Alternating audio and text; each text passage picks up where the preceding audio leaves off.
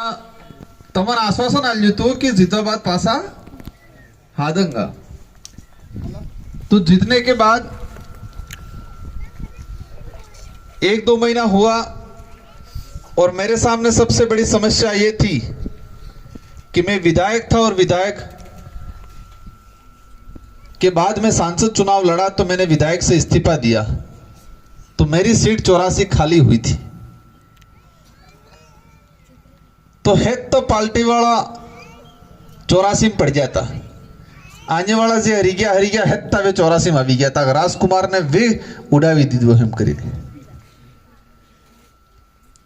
तो मेरी चिंता ये थी कि जिस 84 की जनता ने मेरे को जिताया था, आपकी तरह ही हमारी माताएं बहनें बड़े बुजुर्ग हैं जिन्होंने मेरे 70,000 से जिताया था, विधायक बनाया था, और मैं 1-1.5 महीना भी नहीं रह पाया, कुछ काम नहीं कर पाया और मेरे को सांसद बना दिया। तो वहां पर हमारा आदमी जिताना बहुत जरूरी था। तो 1-1.5 महीना दबा के रहे और जिम डूंगरपुर बांसवाड़ा में रगड़ो काट जो हम 84 में कंप्लीट काटना चो पासो। इस बार पूरे देश की सरकारें लगी 84 में, राजस्थान के मुख्यमंत्री से लगा के सारा मंत्री पूर्व मंत्री हेत्ता 84 में लगा। पानी बहाते हैं ऐसे दारू बहाया उन लोगों ने, पाना उड़ी में पैसा वाटचा, लेकिन जनताए टस थके मस्त ने थी।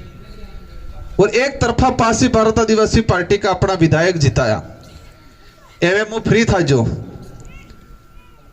एवे फ्री था जो, मु सूटो था जो, एवे विचार की तो दिल्ली थी कि सीधा मैंने कहा रतलाम बुक कराड़ की ट्रेन, और रतलाम थी कि सीधा बांसवाड़ा मुस एंट्री की दी। तो मैं सब थे कि पहल तह दिल से धन्यवाद आलवा चाहूँ तमन सब ने कि आपने मुझे लोकसभा में भारी बहुमत देके जिताया, उसके लिए तह दिल से धन्यवाद देना चाहूंगा।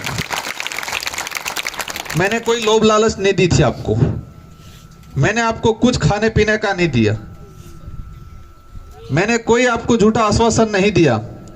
इसके बावजूद भी हमारे बड़े बुजुर्ग, माता और युवा ने एक तरफा वोटिंग किया लोकसभा चुनाव में,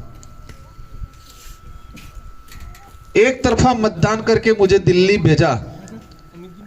मैं कोशिश करूंगा, और ये देश में पहली बार हुआ, देश आजादी के बाद अपने इस इलाके में खुद की पार्टी आदिवासी पार्टी जीत के पहली बार संसद में गई दिल्ली। और मुझे संसद में जाऊं तो वे अधिकारी कर्मचारी बीजा नेता मंत्री सब पूछी विचार करें, आदिवासी पार्टी पहली बार अब जी कोई। आदिवासी समाज इतना बड़ा देश में है, लेकिन आदिवासियों का प्रतिनिधित्व करने के लिए कोई नहीं जाता था। जब लोकसभा चुनाव हुए तब मुझे एहसास हुआ कि मामा बालेश्वर जी की कर्म भूमि है ये। उन्होंने इस समाज के लिए, इस आने वाली पीढ़ी के लिए बहुत कुछ करके गए थे। आज हुआ क्या है, जैसे मैं रतलाम से उतरा और इसके बाद हमारे मध्य प्रदेश जाबुआ रतलाम वाला भाजर खबर पड़ी गयो ते रास्ता में हर जगह स्वागत वालों कार्यक्रम रखने मिले, 1-1.5 घंटा 2 घंटा लेट साली रही चो। तो आपकी तरह ही आगे भी कार्यक्रम है, इंतजार कर रहे हैं। बहुत सारी बातें करनी है, बहुत सारी बातें करनी है। कुछ काम हम करेंगे, कुछ काम आपको करना है। मेरा और आपका और भारत आदिवासी पार्टी का एक ही उद्देश्य है कि आपने तो जिंदगी जाएगा, इन्हें भी बेहतर बना भी है, लेकिन आबा वाली पीढ़ी न हो करूंगा। इन आने वाली पीढ़ी के लिए क्या करना है। हमारा भाई आज पलायन कर रहा है, गुजरात जा रहा है मजदूरी करने के लिए, घर का मुखिया तो जा रहा है, लेकिन इसके साथ मजबूरी इतनी है कि 16 है तलें जाओ पड़े।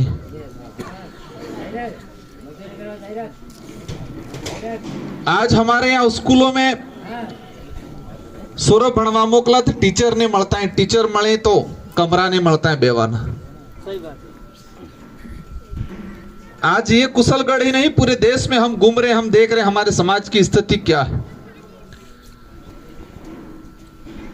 अभी मैं आया तो मामा बालेश्वर की किताबें दी थी मेरे को, मैं किताब पढ़ रहा था, 2-4 लाइनें पढ़े, 2-4 पन्ने पढ़े मैंने।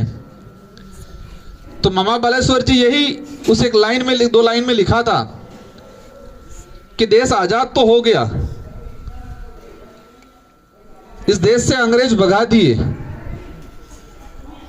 लेकिन इस देश की हमारी जनता इतनी भोली है कि इन राष्ट्रीय पार्टियों के नेताओं के बड़े बड़े झूठे झूठे पिला कहीं ने कौन ये गोल सटाड़ा वो भाषण हमली हमली ने बापड़ी जनता आज तक गुमराह।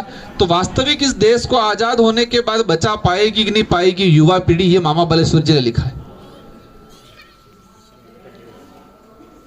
मैंने लोकसभा में एक बात बोली थी, उसका अभी दो बातों का विरोध हो रहा है सब जगह। क्या कह रहे हैं राजकुमार ते एक तो धर्म न विरोधी है, बीजो हो कहीं राजकुमार पेंशन बंद कराड़े वो कहीं राजकुमार पेंशन बंद कराड़े बातें बहुत सारी हैं, अब आपको विचार करना पड़ेगा। अब हम ऐसा क्या काम करें, हम सब मिलके ऐसा क्या काम करें कि समाज को कैसे आगे बढ़ाए। मैं सांसद हूं, मैं दिल्ली के अंदर आपकी बात उठाऊंगा आरक्षण को लेके।